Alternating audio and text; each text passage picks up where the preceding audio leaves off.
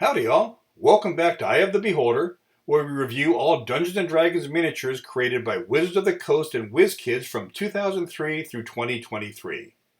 We've been reviewing the various miscellaneous construct miniatures over the last two videos. We'll be finishing up that category with this one. The Scaladar is a construct with a touch of Lord of the Rings.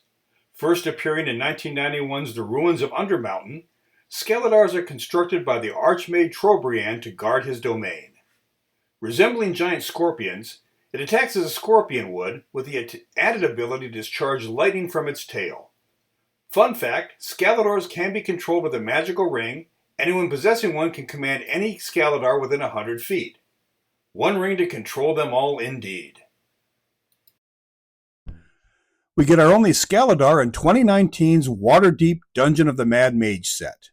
This huge uncommon is an excellent representation of this creature.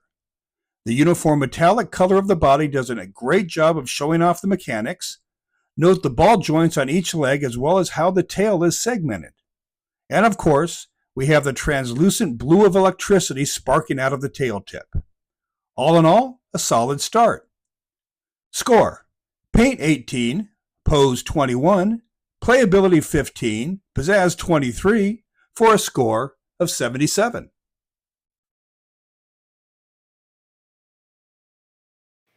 Scarecrows are one of the rare constructs that actually have an alignment, in their case, chaotic evil. First appearing in the OG Fiend Folio of 1991, they are animated by the spirit of a slain evil creature created to act as bodyguards for their creators to whom they have unwavering allegiance. The sight of one is enough to cause paralysis, which makes for easy targets for their razor-sharp claws. As you can imagine, they are vulnerable to fire. We get our first Scarecrow, called a Scarecrow Stalker, in 2009's Monster Manual Legendary Evils set. Decked out in dark brown clothing over a brown body, the pose has him moving forward in zombie-like fashion, clawed hands outstretched. Not much detailing to be seen on the sack head, but I do like the fact that it's wearing boots. Score: Paint 13, Pose 14, Playability 14, Pizzazz 13, for a score of 54.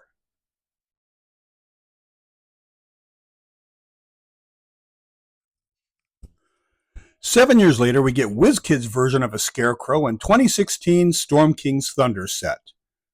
We get much better color differentials in this mini over WotC's version, with a brown tunic offsetting the gray body and orange arms and feet. The face is much more detailed as well. The evil visage is clear, with a nice orange carrot top to boot. Minor quibble: where are the claws? Score: Paint 17, Pose 14, Playability 16, Pizzazz 15, for a score of 62.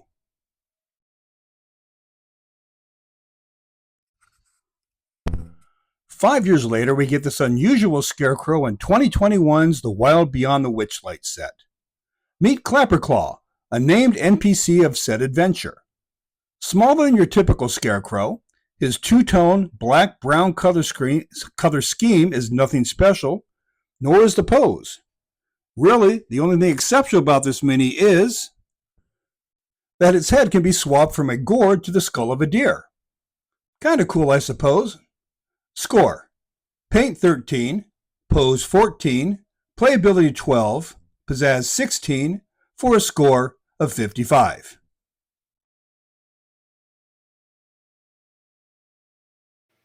Shard Soul Slayers are insane constructs that resemble a mechanical Nothic. They will charge directly into battle with no concern for personal safety, rending and tearing at a single target until one or the other is dead. Fun fact, their insanity infects those around it, often causing allies to attack each other, which could be fun when a party rushes to defend the target of its attack. Our only Shard Soul Slayer mini comes from WotC's 2008 Demon Web set. A dark blue body with silverish armor-like attachments to the chest and leg, down the spines and on the back of the arms. There's a lot of detail on this mini, especially in the armor. Note the spike at the top of the head. Pose has him advancing toward a target, claws and fangs clearly on display. I don't know, there's something about this mini that I really like. Score: Paint 17, Pose 15, Playability 15, Pizzazz 25, for a score of 72.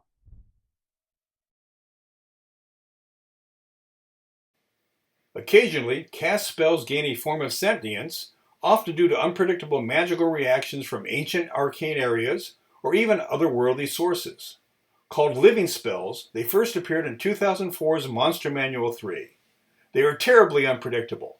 Some attack without thought or reason, others can be intimidated and even bargained with. We get our first living spell in 2006's Blood War set. Called a living flaming sphere, well, look at it. Truth in advertising. Basically a translucent orange ball of fire set on a base.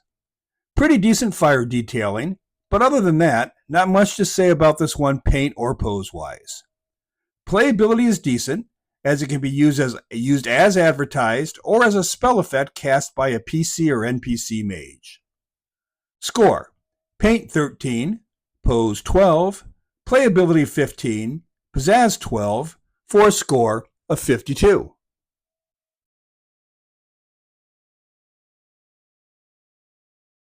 Both of these living spells are from 2020's Eberron Rising from the Last War set. The first is a lightning bolt, while the second is a cloud kill.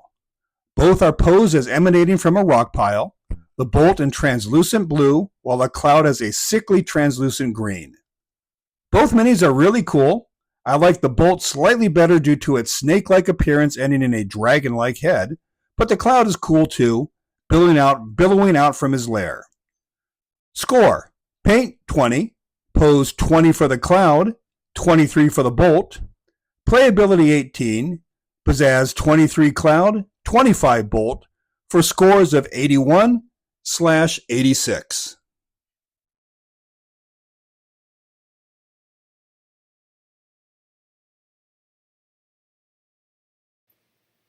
Animated statues are another subset of animated objects. They are usually used as guards, but they don't need food, sleep, or pay. I'm sure there's an AI metaphor in there somewhere. We get our first animated statue in 2007's Desert of Desolation set. Obviously, paint is a monochrome gray, but there's some pretty interesting details there. Looking like a cleric with arms spread out in benediction, I could see using this mini in a holy temple. Again, take a closer look. The bearded face is clearly defined, as are the sacraments on his chest. I've seen much worse detailing on much more expensive minis. Score: Paint 13, Pose 25, Playability 22, Pizzazz 14, for a score of 74.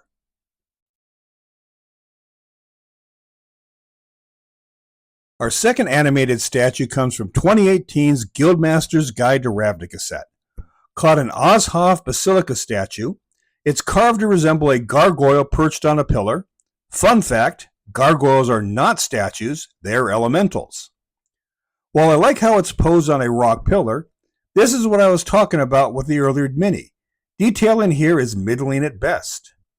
Usable, but not memorable. Score: Paint 13, Pose 14, Playability 17, Pizzazz 14, for a score of 59.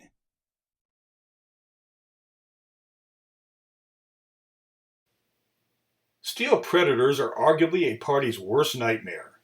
Resembling giant cats made of metal, they eat metal, and magical metallic items are like catnip to them. Injuries heal, even death can be overcome, but destroy a paladin's +4 holy sword or a cleric's mace of smiting and revel in the wails of misery. They can also issue a roar that can deafen and injure its target, making getting at the tasty morsels even easier. Our first steel predator comes from 2005's Angel Fire set. Creature correct in color and pose, with excellent detailing on the segmented back as well as its legs and tail. Pose has it moving forward with purpose, foreleg raised in preparation to strike. WotC does a good job emphasizing the size of this creature, as it barely fits on its large base. Score: paint 16, pose 19, playability 22, pizzazz 21, for a score of 81.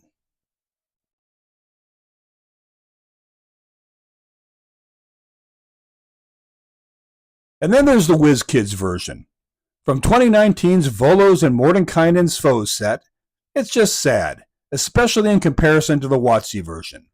First off, being physically smaller but on a larger base really diminishes the miniature. The paint is terrible, and the detail on the mini is not much better. Pose has it in stalking mode, head low to the ground and tail curled upwards. Moving on. Score: paint 9, pose 12, playability 15, pizzazz 11, for a score of 47.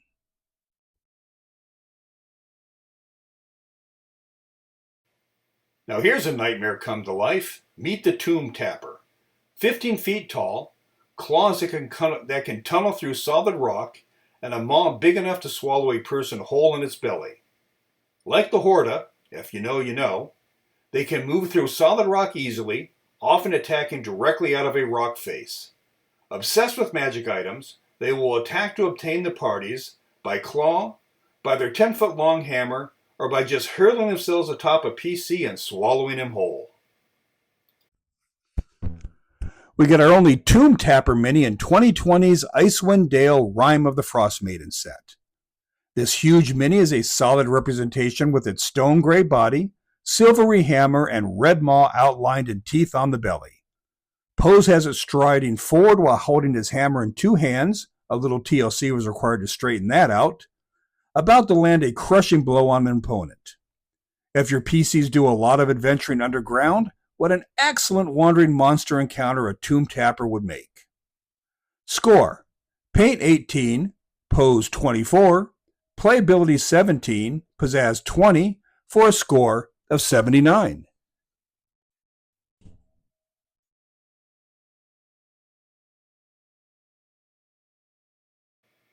We have another one of those catch-all categories. I'm going to call it transport. No simple horse and carriage here, though. No, sir. We are well beyond that with these miniatures. Let's start with this useful mini from 2010's Lords of Madness set, the Astral Door. A spell that gets you from one point to another instantaneously. Remember the hither-thither wand from the movie? This mini is good looking as it is practical.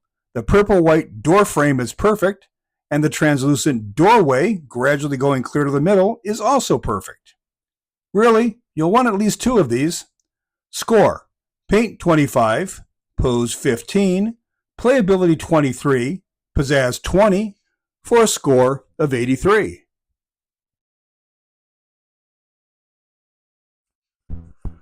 What an insanely cool miniature that is equally insanely difficult to properly pose.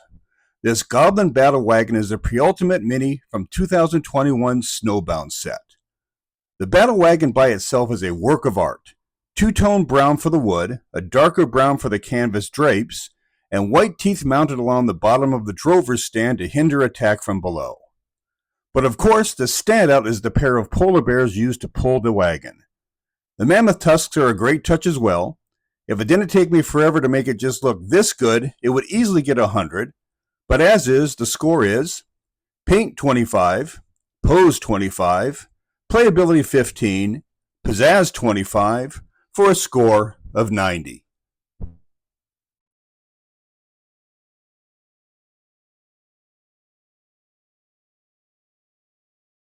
Equal part weapon and transport, infernal war machines are vehicles created by devils and powered by the souls of mortals. This miniature, and we use the term loosely, is a special release from 2019's Baldur's Gate Descent into Avernus set. Mostly steel gray with reddish highlights, this thing would be an absolutely terrifying thing to drop onto a playmat. It's also one of the very few minis without a base. Turning it on its side reveals as much detail about the undercarriage as you see on the top.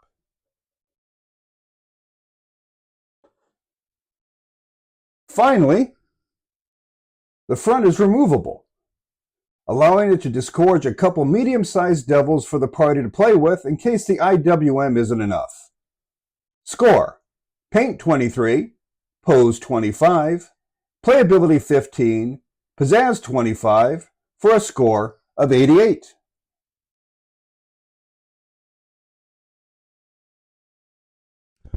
We follow that up with the underwhelming Sky Coach, which was a special release from 2020's Eberron Rising from the Last War set. The main problem I have with it is its size. It really needed to be bigger, at least as big as the previous Mini. Other than that, it's pretty cool. The dark brown decking and siding is nicely contrasted with the gilded gold railings and prow. Gray canvas sails complete the palette. It also comes with a bunch of extras, a ladder, a gangplank, and something called source leads whose bases are segmented to allow for different heights. I just wish it was bigger. Score: Paint 25, Pose 20, Playability 15, Pizzazz 19, for a score of 79.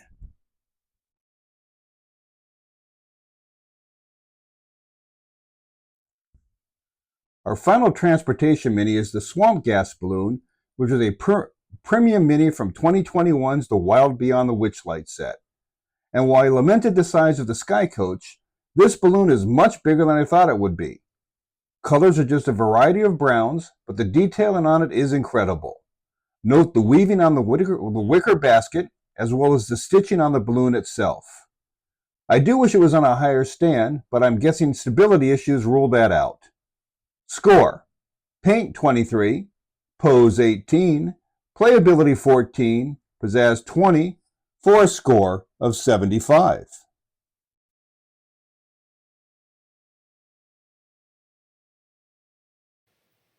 Our final batch of Consturct minis we're going to call weapons, from mundane ballistae and trebuchets to a couple that are a bit more exotic. These miniatures can be used by either PCs or NPCs, or just as flavor on the battlefield. Ballistae are giant crossbows capable of firing bolts the size of tree trunks. We get our first ballista, called an Arcane Ballista, in 2006's War Drum set. I love how the brass-colored front has been carved to resemble a dragon head, with the point of the bolt protruding from the mouth. The metallic wheels, stand, and cranks all looked correct, as do the wooden spikes in the back to anchor it to the ground. This truly does look like something that would be found on a fantasy battlefield. Score: 100.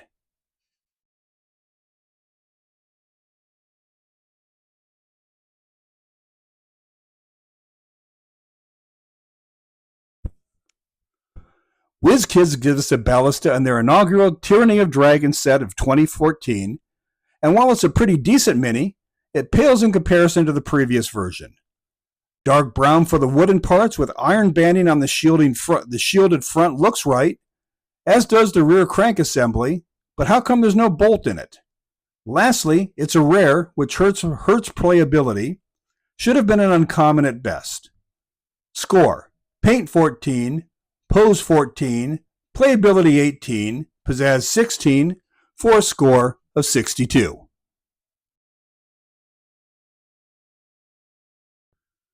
Look at this magnificent creation. Something this creative yet insane could only have come from the mind of a gnome. The Boiler Drake is a steam-powered fever dream that requires a team of 3 to operate, and yes, it breathes fire from its mouth. This mini, from 2023's Dragonlance Shadow of the Dragon Queen set, perfectly encapsulates the printed page. The metallic and brass coloring is amazing, and the detailing is even more amazing. This is why WizKids switched to clear bases.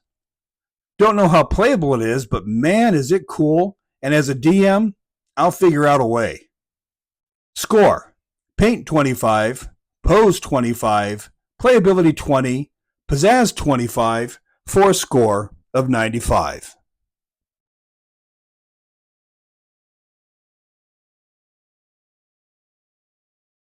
This catapult is also from the 2023 Dragonlance set. Called a Gnome Flinger, to be perfectly honest, this really should be classified as transport.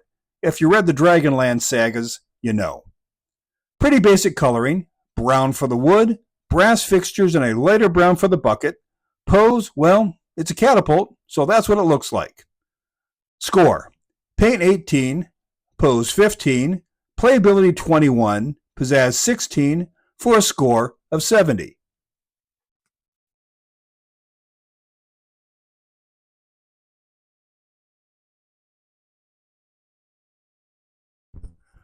Scythe jaws are barely sentient, barely mobile constructs who tend to lay in wait for their victims, and we get our only Scythe jaw mini in 2008's Demon Web set.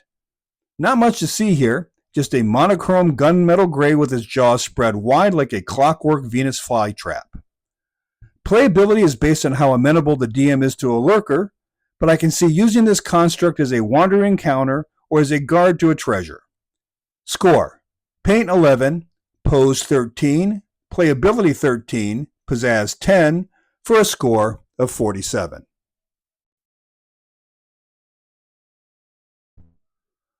Our final mini is this trebuchet from 2010's Lords of Madness set.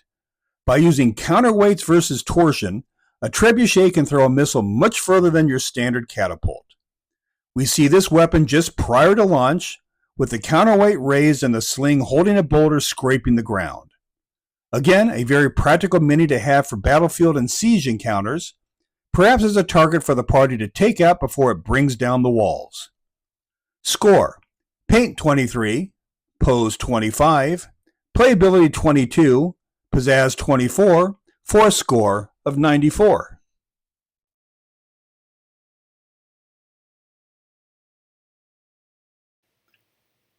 And with that, we complete our look into Construct miniatures.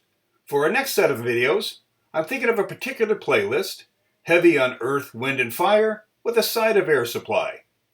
Thanks as always for watching Eye of the Beholder. Leave a comment if you feel the need, and I'll see you next time.